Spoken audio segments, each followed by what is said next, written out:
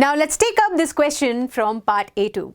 You know, the interesting part about this part A2 is that each and every question is objective type having multiple options correct. That means you have more than one option correct and each question is carrying 6 marks. So let's take up this question, and as you know that we have multiple options correct, so you need to very carefully check each and every option, right? So this question states if x is greater than or equal to 0, less than or equal to pi, and we have this trigonometric equation 81 raised to the power sine square x plus 81 raised to the power cos square x is equal to 30. Then x is equal to these angles where we have 4 options as pi by 6, pi by 3, 5 pi by 6 and 2 pi by 3. Some important information is also provided for your convenience that pi radian is equal to 180 degrees. Sine 180 degree minus theta is equal to sine theta. This is the very important formula of conversion, right? And here sine theta is greater than or equal to 0, then you can apply this formula.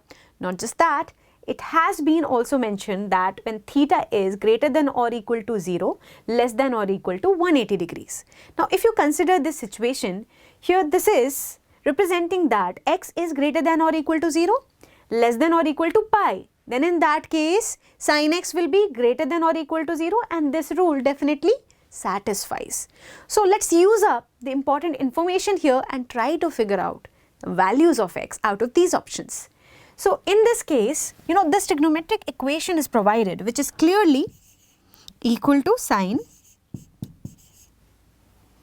square x, where the sine square x is power for 81, plus we have cos square x which is power of 81 again equal to 30. Now in this situation I want you to majorly focus on sine and cos. You know, we have a very interesting property of sine and cos which we call as trigonometric identity, that sine square theta plus cos square theta is equal to 1.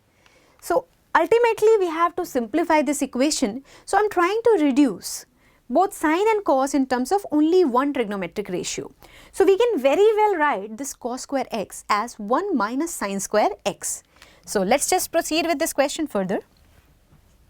Here this is 81 raised to the power sine square x plus 81 raised to the power, this can be written as 1 minus sine square x equal to 30. Alright, and if you remember the basic laws of exponents, if a is raised to the power x minus y, that is equal to a raised to the power x upon a raised to the power y. That's why we have here 81 raised to the power sine square x plus I have 81 upon 81 raised to the power again sine square x equal to 30. You can clearly observe we have got here two terms containing 81 raised to the power sine square x. In order to simplify this equation, I can very well consider here a variable for this. Alright, so let's take up here 81 raised to the power sine square x equal to y. Now I am considering this equal to y. The moment you consider this equal to y, then this equation will simplify.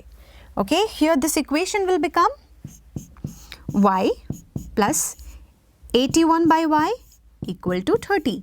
Now if you simplify by taking LCM, here y into y will become y square, next y will get transposed to the other side, resulting here a quadratic equation in terms of y as y square minus 30y plus 81 equal to 0. So you can very well see this is a quadratic equation in terms of y. We can further split the middle term. Here I have the constant term 81. 81 is 9 into 9 or 81 is 27 into 3. So if I consider the factors 27 and 3, that could rightly give me here 30.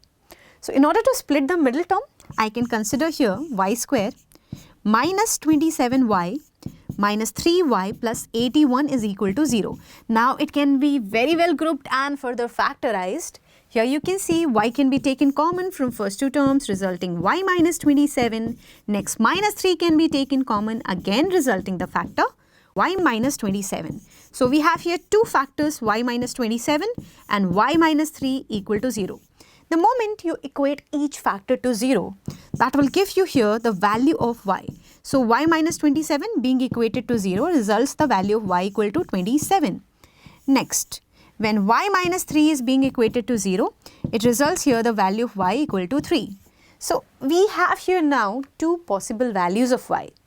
So we have assumed here that 81, this term 81 raised to the power sine square x is equal to y.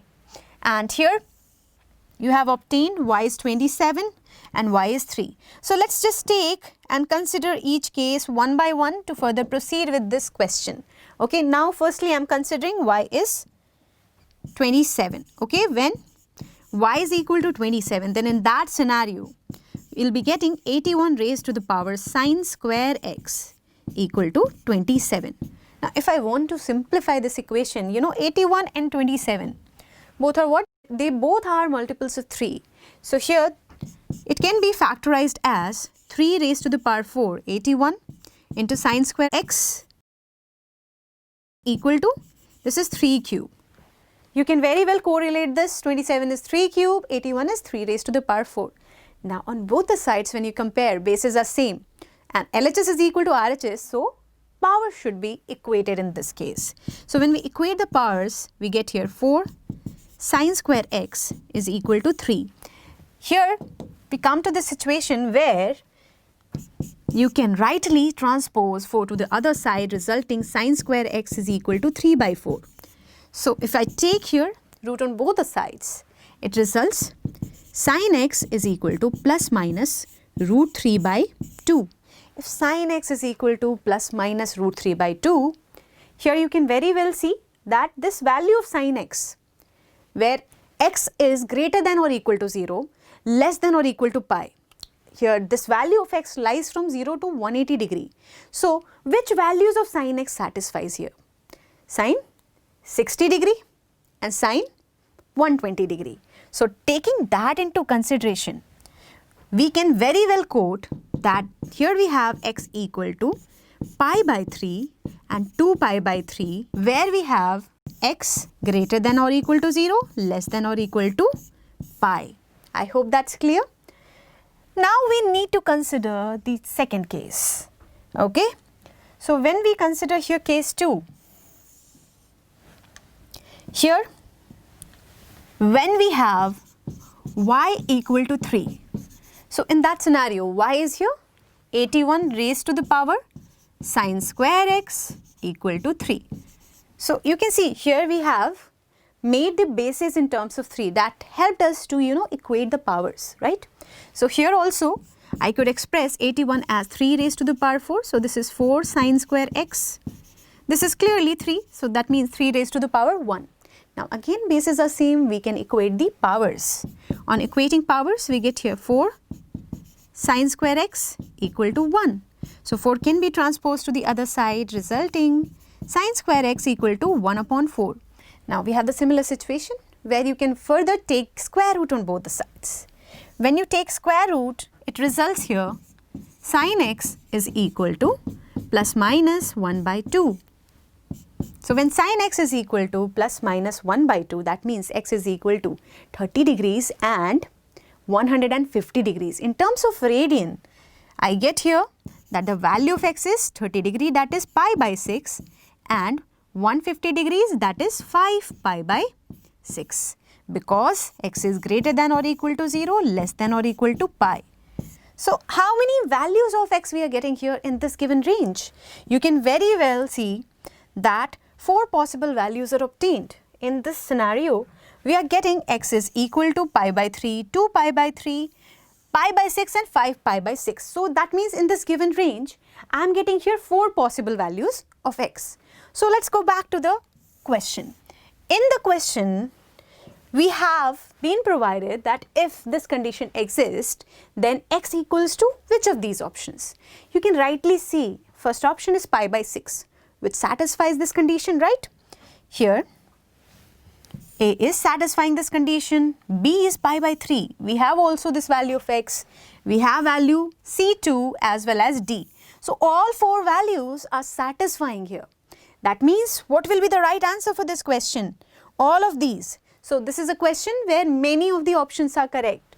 So the correct answer for this question will be option A, B, C as well as option D. All 4 options are correct. I hope this question is totally clear to you. Now let's quickly switch to our last question. Here we have question number 32, which states, given a minus b whole square plus a minus c whole square equal to b minus c whole square, then which of the following statements are true?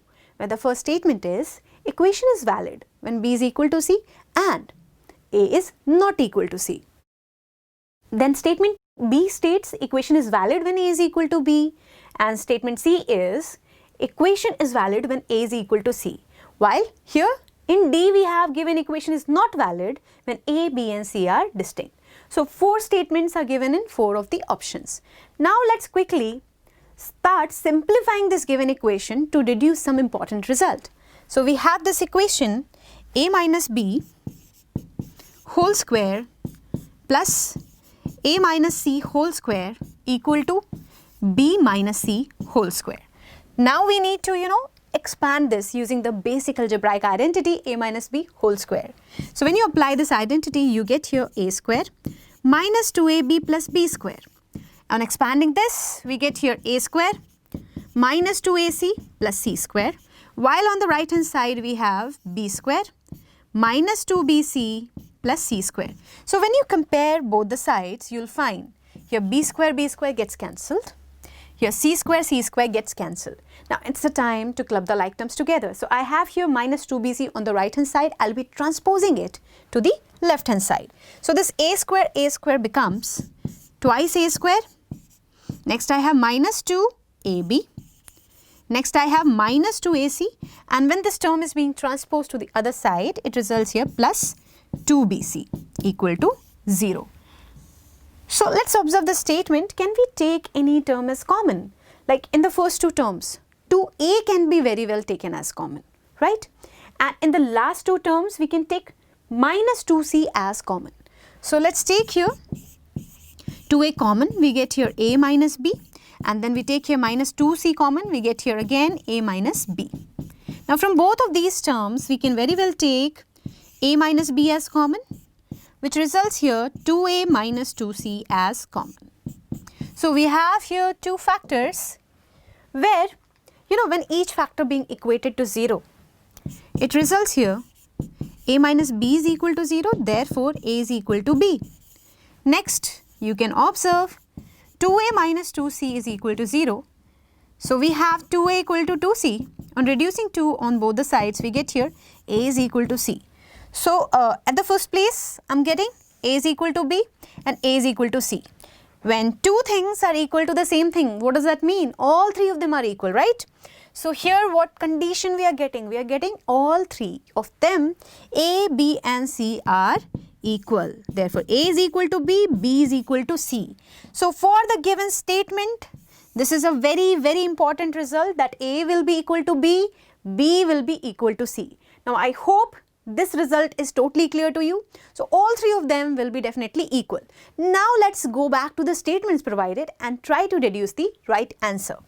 So here, when we go with the statement in option A, you can see here in option A it states equation is valid when b is equal to c and a is not equal to c. But we very well know that a has to be equal to b, b has to be equal to c. All 3 of them will be equal. So first part of this statement that b is equal to c is right, but that is supposed to be with a is not equal to c. But the second part of this statement is not valid. So this statement will not be true. Now moving to the option B, it states equation is valid when a is equal to b, right? Because here we have a equal to b, b equal to c. So this option is found to be correct. Now moving to option C, it states equation is valid when a is equal to c. So we are quite aware that a is equal to b, b is also equal to c. So this is also correct. Now last option D states given equation is not valid when a and b and c are distinct. Distinct means different values. So this statement is valid when all 3 of them are equal, right? A has to be equal to b, b has to be equal to c. So whenever they will be distinct, the statement will not be valid. So this is also a true statement. So now we have rightly found the correct answer for this question. You can very well see that here option B, C and D are found to be correct. So here you can mark the multiple answers as option B, C and D. And remember students, here all three needs to be marked. Even if you are skipping any one of the option, you won't be getting full marks for this question. All three of these options are correct. You need to rightly mark all three options. I hope this question is totally clear to you. So now we have come to the end of discussion of this paper. I hope you have done great in your examination and you have rightly cracked each and every question. Alright, all the best for your results. Thank you so much. Bye-bye.